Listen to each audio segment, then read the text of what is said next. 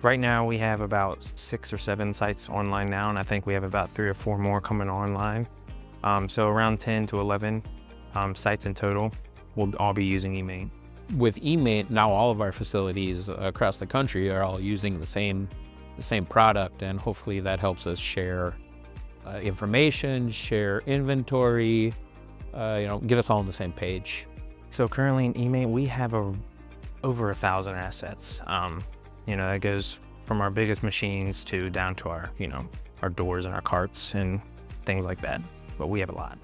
In Minnesota, for instance, within a 10-mile area, there's 3 sites. So for us, it's important that we can share our inventory, because within 10 minutes, we could drive and get a piece of equipment that we need to continue production.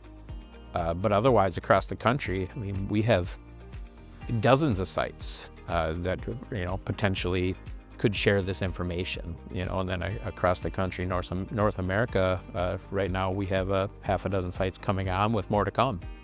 It's the inventory management. It's so much better than anything we've ever had before, and I know that it's gonna change our warehouse. Our parts room is such a mess, and I know that you've never seen it, but if you did, you would know that it's already so much better, and it's getting better every day.